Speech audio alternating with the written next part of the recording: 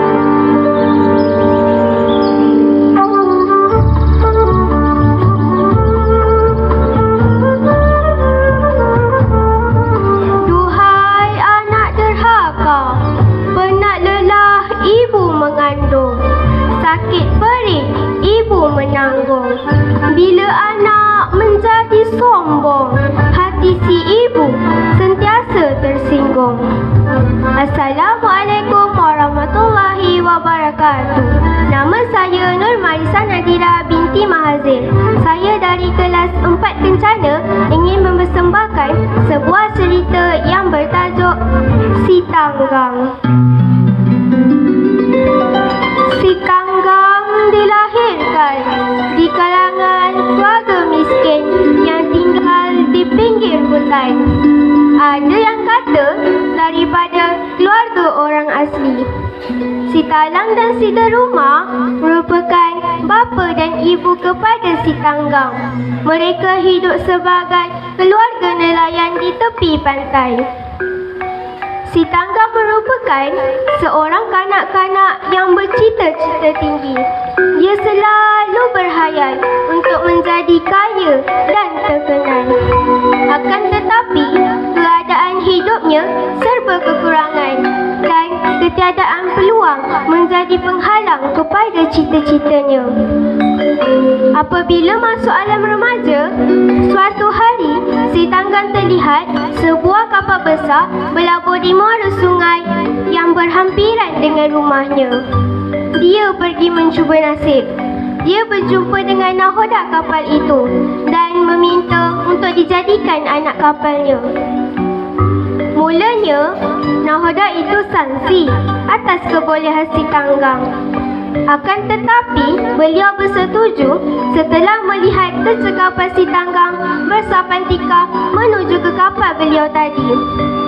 Walaupun si Talang dan si Deruma amat keberatan untuk melepaskan si Tanggang pergi berlayar bersama nahoda itu, mereka terpaksa mengalah. Si Tanggang berjanji akan kembali ke kampung setelah menjadi kaya. Tetapi ada pula cerita yang menyebut dia telah ditangkap rombongan pendatang yang kemudian membawanya berlayar ke negeri lain. Apapun, anak muda ini sangat rajin, pintar serta pandai menyesuaikan diri dengan keadaan. Si Tanggang melakukan apa sahaja kerja yang diperintahkan oleh nahoda. Nahoda amat suka dengannya kerana rajin bekerja. Lalu, si Tanggang diambil sebagai anak angkat. Apabila nahoda menjadi uzur, maka si Tanggang dilantik menjadi nahoda baru. Ia dipanggil Nahoda Tanggang. Si Tanggang memiliki kecekapan dalam berniaga. Dia menjadi kaya raya dan namanya sangat terkenal hingga sampai ke telinga Sultan. Lalu dijemput ke istana. Tidak lama kemudian, dia berkahwin dengan beberapa orang isteri dan isteri nombor 3 ialah seorang puteri raja.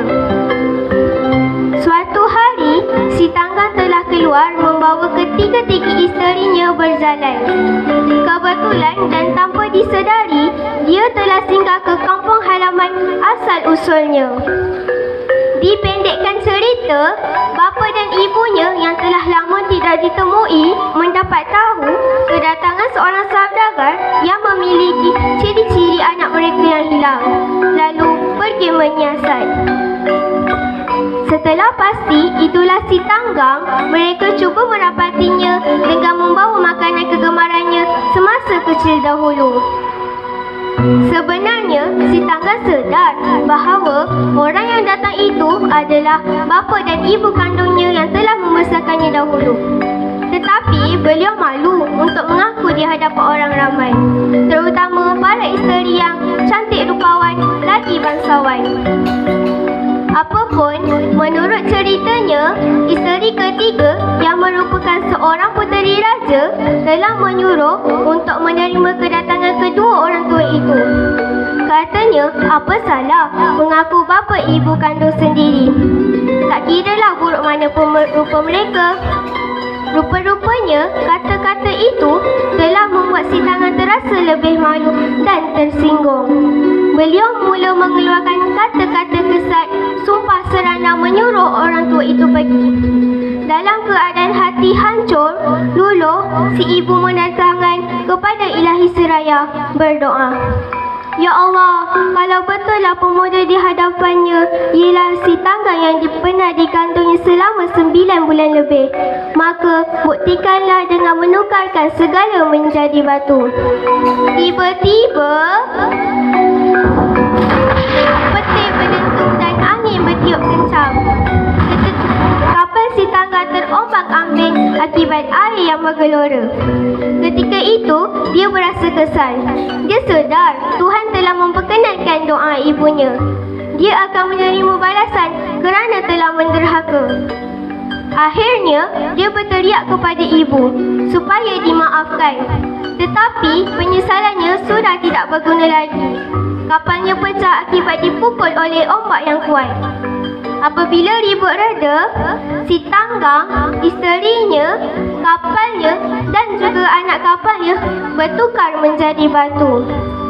Kasih si ibu membawa ke syurga, sumpah si ibu membawa ke neraka. Pengajaran dalam cerita ini, janganlah kita menjadi anak derhaka. Sekian, terima kasih.